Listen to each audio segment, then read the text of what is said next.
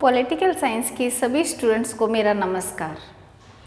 Students, हमने topic कर लिया है डेविड स्टन का इनपुट आउटपुट मॉडल और आमंड का स्ट्रक्चरल फंक्शनल थ्योरी कर ली है।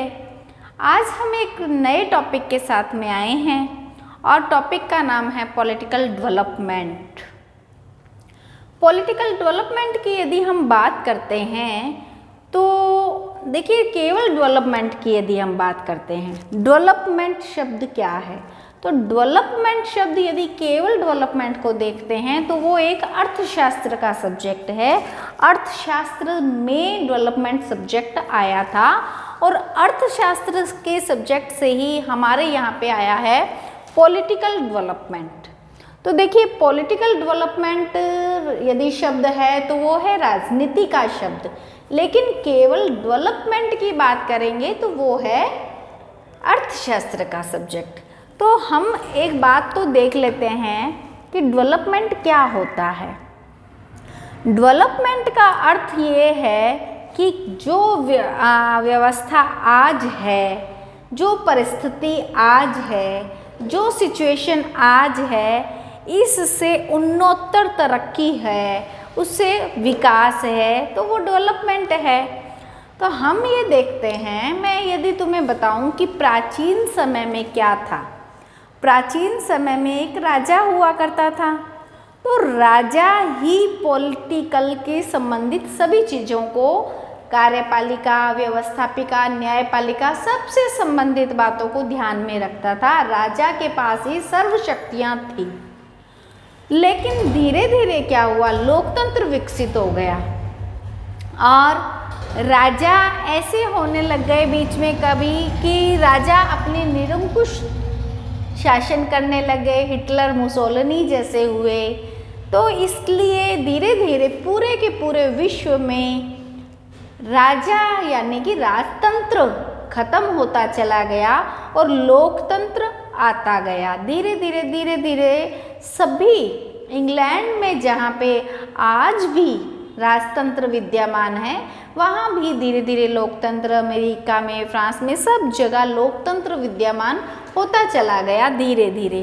तो देखिए, ये जो कॉन्सेप्ट है पॉलिटिकल डेवलपमेंट, ये जो अप्रोच है, ये आई थी सेकेंड वर्ल्ड वार के बाद में। सेकेंड वर्ल्ड वार के बाद में ऐसा हुआ कि बहुत सारे राष्ट्र उदय हुए, नव स्वतंत्र राष्ट्र हुए। जैसे सेकेंड वर्ल्ड वार के बाद में हम जानते हैं ब्रिटेन और ये जैसे उपनिवेशवादी जो देश थे वो बहुत ही कमज़ोर, निर्बल हो गए थे। तो उन्होंने क्या किया, जिन जिन देशों को अपना उपनिवेश बना रखा था उन्हें स्वतंत्र किया। और यहाँ पे स्वतंत्रता के लिए अफ्रीका, एशिया के राष्ट्र हैं, वो स्वतंत्रता के लिए संग्राम कर रहे थे और उन्हें अपनी स्वतंत्रता मिल गई। लेकिन वो अभी भी उदय हुए हैं, उनकी राजनीतिक व्यवस्थाएं, सामाजिक व्यवस्थाएं सभी अभी छिन्न भिन्न थी। तो यहाँ पे देखिए कि राजनीतिक विकास का अर्थ है उन देशों, थर्ड वर्ल्ड के देशों में कितना डेवलपमेंट हो रहा है और होना चाहिए। ये आज का हमारा टॉपिक रहेगा। डेवलपमेंट कौन सा? राजनीतिक डेवलपमेंट। तो एक बहुत ही साधारण से शब्दों में यदि देखते हैं कि राजनीतिक विकास क्या है, बहुत साधारण से शब्द हैं। देखिए, जब लोकतंत्र बढ़ने लग जाता है, राजतंत्र से धीरे धीरे लोकतंत्र की तरफ आने लग जाता है व्यवस्था में, जब लोकतंत्र व्यवस्था, लोकतांत्रिक व्यवस्था आ जाती है तो वो विकास है। जब लोगों की सहभागिता बढ़ने लग जाती है, यदि राजतंत्र है तो लोगों की सहभागिता थोड़ी कम है, ठीक है, लेकिन जब लोकतंत्र होगा तो राजनीतिक विकास है, लोगों की सहभागिता है तो राजनीतिक विकास है। उसके अलावा बहुत सारी संस्थाएं बन रही है। जहां पहले राजा केवल काम करता था, अब बहुत सारी संस्थाएं बन रही है। संस्थाओं की बढ़ती संख्या, यदि संस्थाओं की बढ़ती है संख्या तो राजनीतिक विकास है। कौन सी संस्थाएं? राजनीतिक भी और लोकतांत्रिक भी। कुल मिलाकर लोकतंत्र में राजनीतिक विकास को पढ़ा जाने लग गया, सेकेंड वर्ल्ड वॉर के बाद पढ़ा जाने लग गया। और ये एक नवीन अवधारणा क्यों है? नवीन अवधारणा क्योंकि ये 1960 से 1970 के दशक में आई थी। अब देखिए, जो नए राष्ट्र उदय हुए हैं, अभी स्वतंत्र हुए हैं सेकेंड वर्ल्ड वॉर के बाद में, तुम जानती हो एशिया और अफ्रीका में बहुत सारे राष्ट्र स्वतंत्र हुए। हमारा भारत खुद सेकेंड वर्ल्ड वॉर के बाद में 1945 में सेकेंड वर्ल्ड वॉर ख़त्म हुआ, 39 में शुरू होके 45 में ख़त्म हुआ, और 47 में जैसे कि भारत आज़ाद हुआ, पाकिस्तान आज़ाद हुआ, म्यांमार बना, ये सब जो चीज़ें हैं ये सारे राष्ट्र बाद में ही उदय हुए। तो ये नवीन अवधारणा तो इसलिए है क्योंकि ये सेकेंड वर्ल्ड वॉर के बाद में उदय हुई थी, इसीलिए ये जो सेकेंड वर्ल्ड वॉर के बाद में विकसित अवधारणा है, इसीलिए इस अवधारणा को एक नवीन अवधारणा कह दिया जाता है। उसके बाद में देखिए ये किसके लिए विकास हुआ है, यहाँ पे इस अवधारणा का विकास क्यों हुआ है? तो इस अवधारणा का विकास इसलिए हुआ है कि जो नवीन राष्ट्र उदय हुए थे, जो विकासशील थे। देखिए, विकसित राष्ट्र होते हैं और विकासशील राष्ट्र होते हैं। तो विकसित राष्ट्र और विकासशील राष्ट्र, अब विकसित है, उनके पास में सारे रिसोर्सेज हैं और उसका टेक्निक का यूज़ हो रहा है और वह अपने विकास कर चुके हैं, इस वजह से डेवलप्ड हैं। तो वो डेवलप्ड कंट्रीज़ हैं, लेकिन ये अभी उदय हुए हैं, अभी स्वतंत्र हुए हैं, जैसे Ghana, Bharat, Pakistan, Myanmar, Burma, Indonesia, ये सारे के सारे ये राष्ट्र ऐसे हैं जो सेकेंड वर्ल्ड वॉर के बाद उदय हुए हैं। इसीलिए अभी इनका विकास नहीं हो पाया है, जिनका अभी विकास नहीं, पूर्णतः विकास नहीं हो पाया है, वह अभी विकासशील राष्ट्र है। देखिए स्टूडेंट, यहाँ पे यदि हम कैटेगरी बांटते हैं तो यहाँ से शुरू हो जाती है ये कैटेगरी। तो यहाँ पे अविकसित राष्ट्र आते हैं। अविकसित राष्ट्र जो अभी बिल्कुल भी विकास की श्रेणी में ही नहीं है, वो भी अविकसित राष्ट्र है। उसके बाद में हम यदि देखें, यहाँ से चलते चलते इन्होंने थोड़ा थोड़ा विकास कर लिया है और कर रहे हैं, वो है विकासशील राष्ट्र। विकासशील राष्ट्र हैं और जिन्होंने एकदम ऊंचाई ले ली है, सबसे ऊंचे पहुंच चुके हैं, बहुत आगे चले गए हैं, वो हैं विकसित राष्ट्र। तो ये हैं विकसित राष्ट्र। तो देखिए, अविकसित, विकासशील और विकसित। तो विकसित राष्ट्र तुम जानते हो, जैसे यूएसए है, विकसित राष्ट्र है, फ्रांस है ना, तो ये विकसित राष्ट्र है। लेकिन हम अब जो बात कर रहे हैं पॉलिटिकल डेवलपमेंट की, ये कर रहे हैं विकासशील राष्ट्रों के लिए। तो यहाँ पे देखिए स्टूडेंट, ये विकासशील राष्ट्रों से संबंधित एक अवधारणा है। ये कॉन्सेप्ट जो पॉलिटिकल डेवलपमेंट का कॉन्सेप्ट है, ये विकासशील राष्ट्रों के लिए है।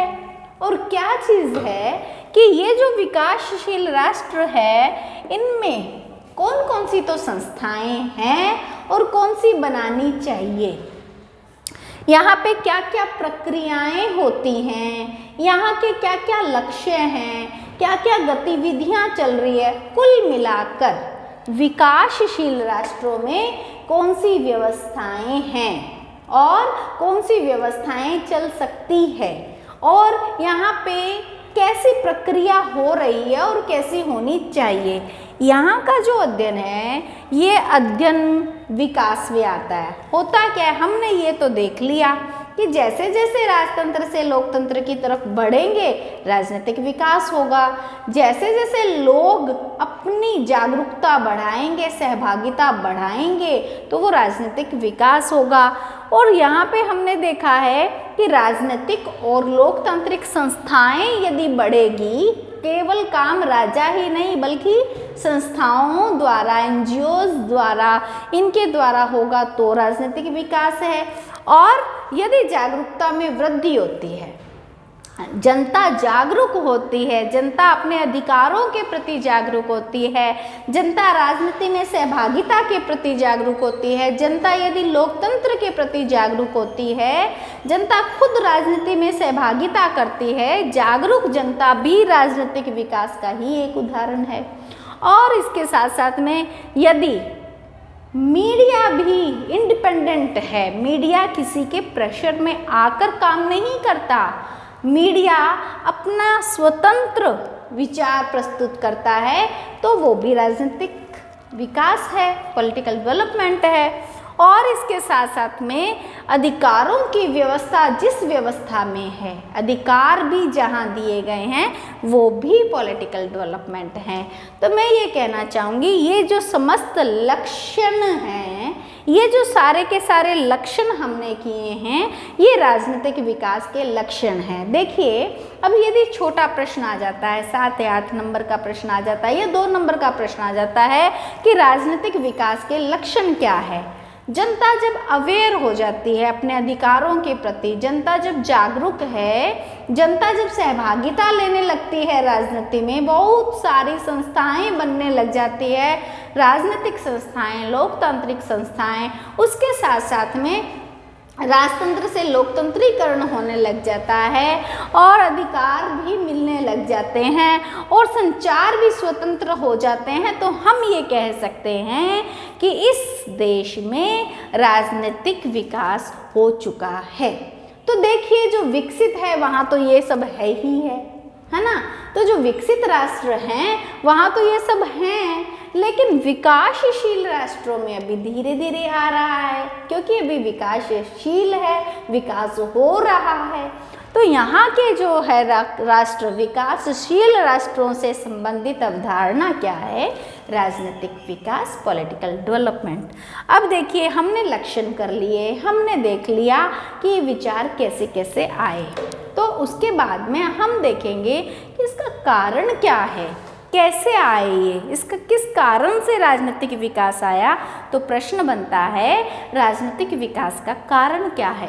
तो देखिए स्टूडेंट्स, बात ये है, हमने ईस्टर्न का, डेविड ईस्टर्न का इनपुट आउटपुट मॉडल किया। उसके बाद में हमने आमंड का स्ट्रक्चरल फंक्शनल थ्योरी की।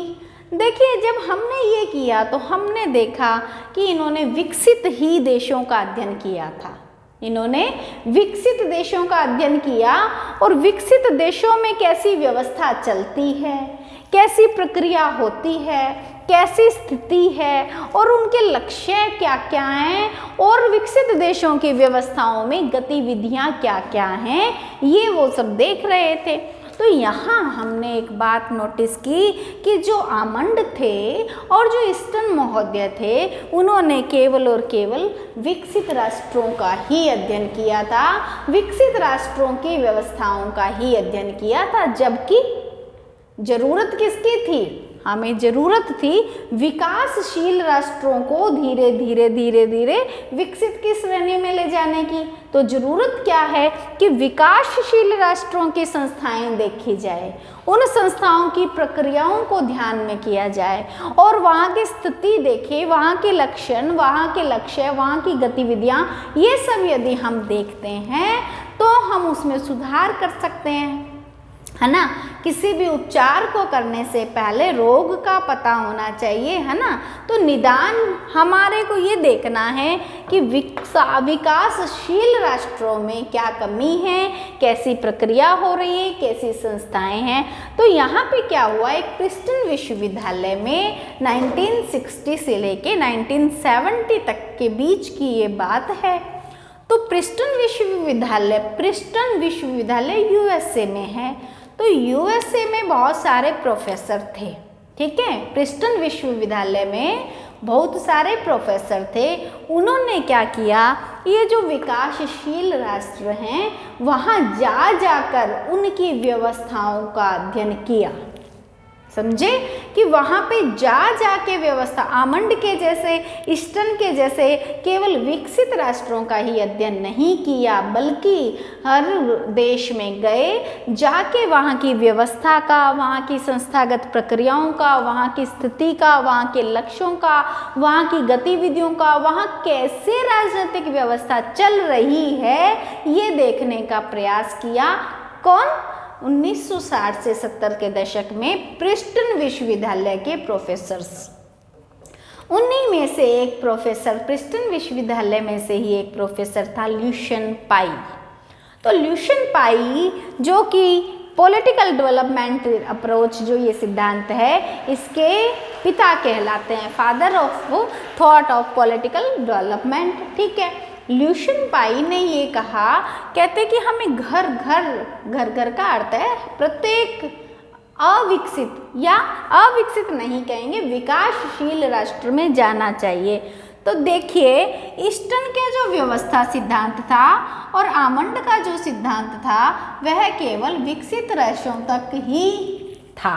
अब यहाँ तक तो सीमित हो गए। इन्होंने ये बात कही थी, जब इन्होंने अपना निष्कर्ष निकाला तो इन्होंने बताया कि व्यवस्था को बनाए रखना बहुत जरूरी है।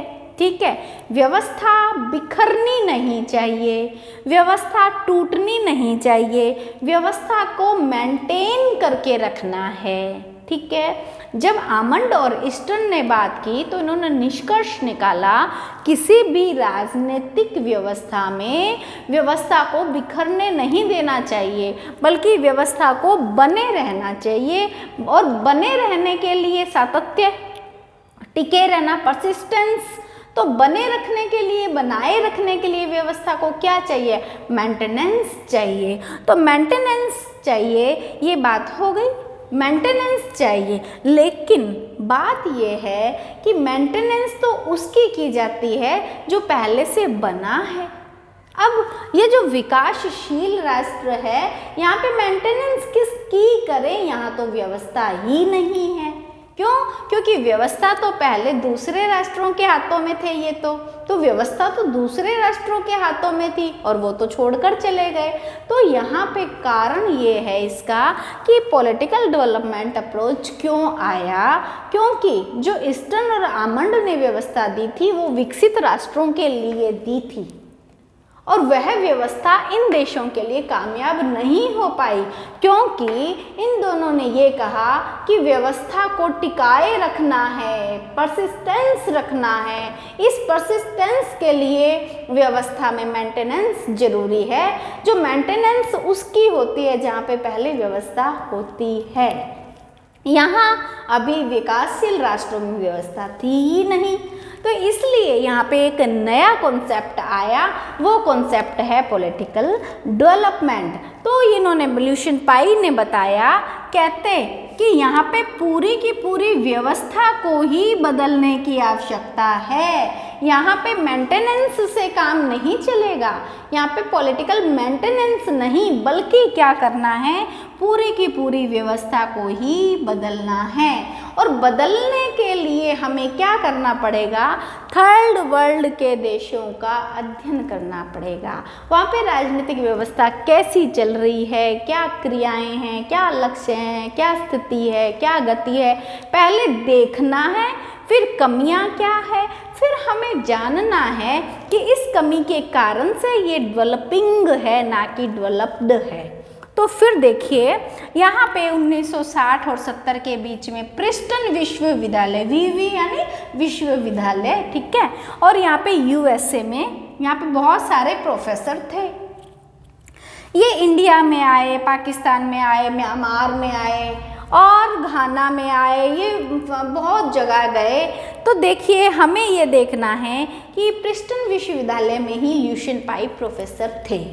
अब जो ल्यूशियन पाई है, इन्होंने क्या किया, ये गए थे ल्यूशियन पाई, हमारे देखिए घर घर जा रहे हैं। इंडिया में कौन आया? Minor winner. इंडिया में माइनर विनर नाम का प्रोफेसर आया, पाकिस्तान में विंडर नाम का प्रोफेसर आया, विंडर नाम का प्रोफेसर आया, म्यांमार में आया था ल्यूशियन पाई, वर्मा। म्यांमार में आया था ल्यूशियन पाई, और ल्यूशियन पाई म्यांमार में आए, घाना में डेविड एप्टर आए। ठीक है, तो इस प्रकार से हमने देखा कि ये जो प्रिंसटन विश्वविद्यालय के प्रोफेसर थे ये अलग अलग जगह में विकासशील राष्ट्रों में आए। ये आए और इन्होंने अध्ययन किया कि यहाँ पे क्या व्यवस्था है, कैसी व्यवस्था है।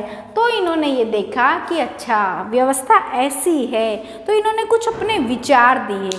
तो हम देखेंगे, अभी तक तो हमारा जो टॉपिक चल रहा था वो चल रहा था पॉलिटिकल डेवलपमेंट की पृष्ठभूमि, background of political development theory. देखिए फिर हम धीरे धीरे देखेंगे कि ल्यूशियन पाई क्या बोलता है। तो आज हमारा टॉपिक हुआ है background of political development theory. तो इसे तुम अच्छे से देखिए और इसे कॉपी में नोट डाउन कर लो। मेरा तो यह प्रयास रहेगा कि तुम्हें मैक्सिमम समझ में आए। फिर भी किसी भी प्रकार की कोई भी प्रॉब्लम तुम्हें स्टडी से संबंधित आती है तो मेरे पर्सनल नंबर पे तुम बात कर सकते हो और कोई भी प्रॉब्लम मुझसे शेयर कर सकते हो स्टडी से संबंधित। मेरी ये इच्छा रहेगी, मेरा ये प्रयास रहेगा कि मैं तुम्हारे सभी समस्याओं को सुनूं और समस्याओं से मुक्त करूं। तो यहाँ पे आज का हमारा टॉपिक एक नया टॉपिक है, आज ही शुरू हुआ है, 1-2 दिन चलेंगे, 1-2 दिन लेक्चर होंगे। तो मैं ये चाहती हूँ तुम इनके अच्छे से स्क्रीनशॉट ले लो और स्क्रीनशॉट लेने के बाद में तुम अच्छे से इसे पढ़ो और बार बार पढ़ो। यदि हम किसी भी टॉपिक को बार बार पढ़ते हैं तो बार बार पढ़ने से क्या है, वो हमें अपना सा लगने लग जाता है।